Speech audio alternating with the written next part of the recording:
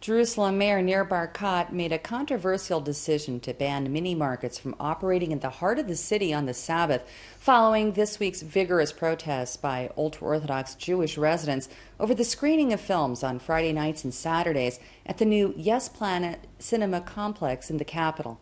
IBA's Ari O'Sullivan headed downtown to find out how that ruling is being received.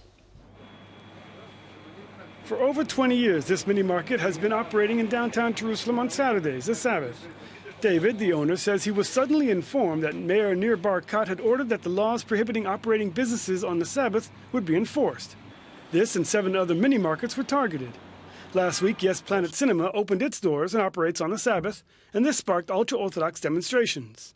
Well, keeping with the status quo, restaurants like this new one in the Independence Park operate on the Sabbath. Officials from the secular opposition in City Hall say Mayor Nir Barkat was caving in to ultra-Orthodox demands in order to save his coalition.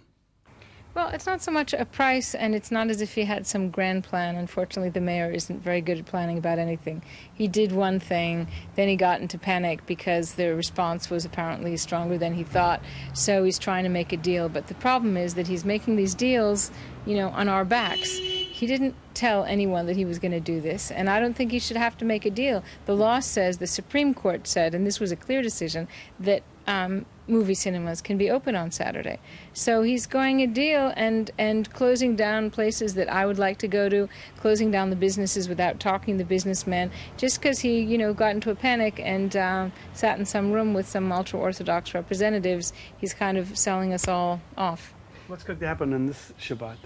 I don't know. We're trying to organize something to protest in some way because I think, as I said, both the fact that they're closing them down is wrong, the timing is wrong, and the way it was done with, zero transparency, zero dialogue, either with the owners of the stores or with the people of Jerusalem who are used to going there and buying things on Saturdays.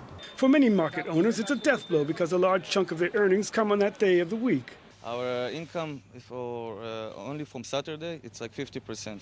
So this is going to be a real blow to your income? Really, very much. Do you think you're paying the price for politics? Yes, I think the mayor did a deal on our back. Many of the owners of the mini markets here in town are telling me they feel a sense of betrayal because they voted for Nir Barkat as the mayor of the city to bring a more secular and pragmatic face to town. Yet now they feel they're paying the price for its coalition problems with the ultra-Orthodox. Some say the city needs to have a special character. In my opinion, because I'm religious, it's be okay. And especially because this Jerusalem, it's holy city. And for a holy city, you have another place you can open it. Here it's unique, and you need to keep it unique. The mayor's office says there is no change in the status quo and that the court rulings have made it imperative to enforce the law. Sectors in the city where there is little religious presence will be allowed to remain open, such as East Jerusalem and Talpiot. This Saturday will be a test on whether the ultra-Orthodox were preparing for a long war or if they will be satisfied with this symbolic protest. Ari O'Sullivan for IBA News. Tel Aviv's iconic